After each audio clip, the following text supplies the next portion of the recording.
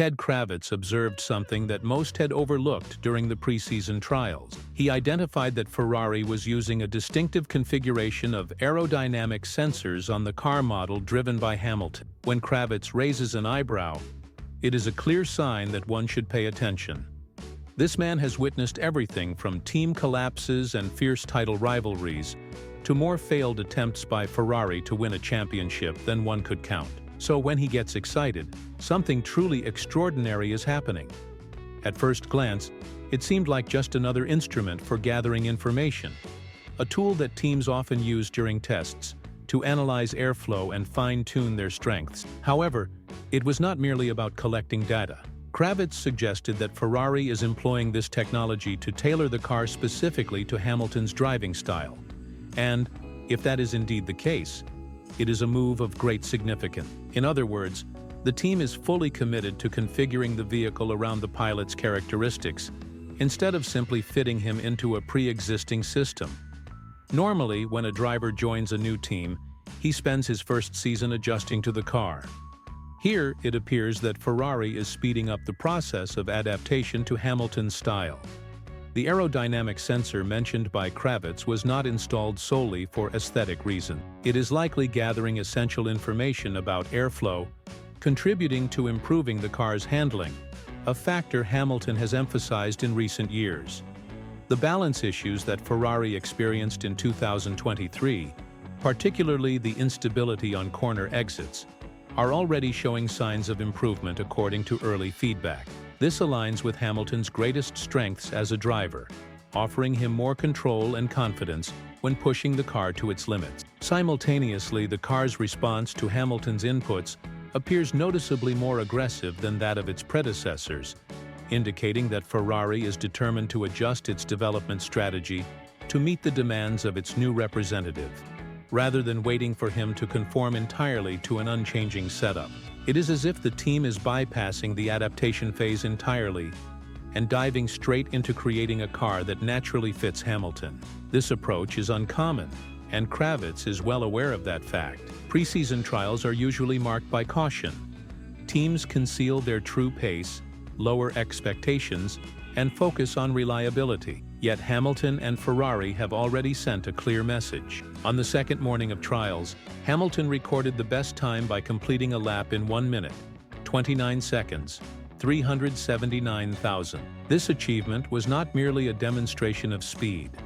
It was approximately 0.6 of a second faster than the time Ferrari managed on the same day the previous year. Although test times do not always translate into race performance, here the focus is not only on the numbers but on the intention behind them. Hamilton did not just set a fast lap.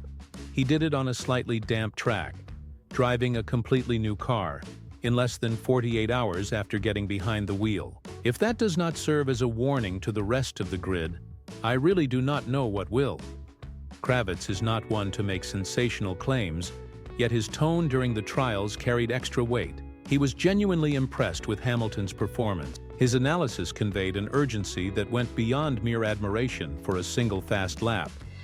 It was the kind of tone seasoned Formula One experts use when they recognize a paradigm shift. It was not just about noting Ferrari's technical advances. It was about sending an alert to the entire competition, because Hamilton was not simply adapting to the car. He was already showing complete familiarity with it. I almost imagined that Ferrari was already preparing to display his name at the factory before the session ended. In only a few days of trials, the seven-time champion is already shaping his car, pushing its limits, and setting new standards. It was precisely this approach that caught Kravitz's attention, and for that reason the rest of the grid should remain vigilant. Hamilton has faced moments when he was underestimated, dismissed as being past his prime, accused of having made the wrong choices. And each time, he rewrote the script. In 2013, when he announced his departure from McLaren to join Mercedes, the reaction was harsh. Many critics labeled that decision as a mistake, claiming he was leaving a winning team for a mid-grid project with little chance of a championship. However, what followed was remarkable. Hamilton transformed Mercedes into a true dynasty. Just 1 year later, he stood on the podium, inaugurating one of the most dominant eras in the history of Formula One. Then came, in 2016, the most intense title battle of his career. He was edged out by Nico Rosberg by only 5 points. Many said that Rosberg had exposed Hamilton's vulnerabilities, that his defeat was fair, and that his best days were behind him. But Hamilton responded with a stunning comeback.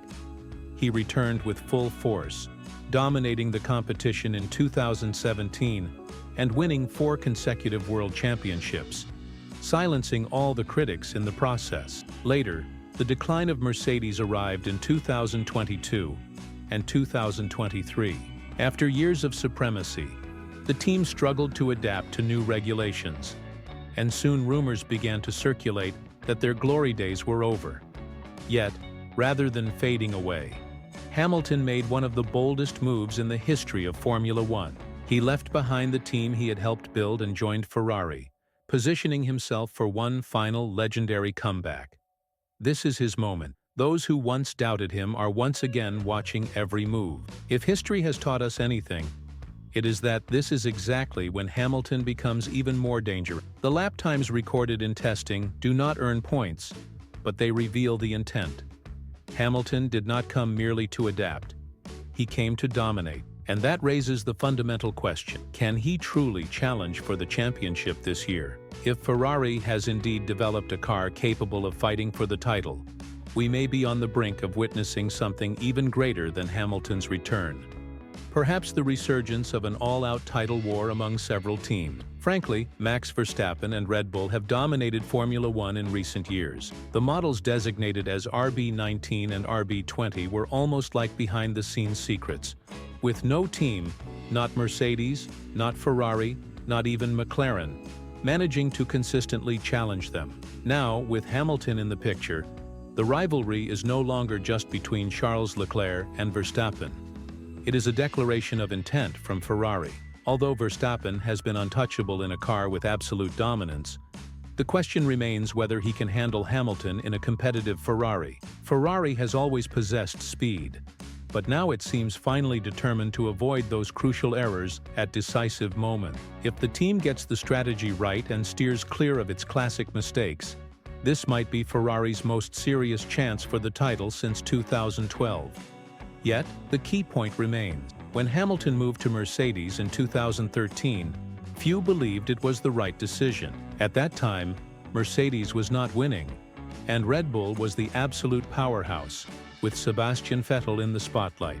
The situation now is reminiscent of the scenario in 2014, when Red Bull returned to dominance and Ferrari was regarded as a team cursed with misfortune. But what if we are facing a similar scenario now?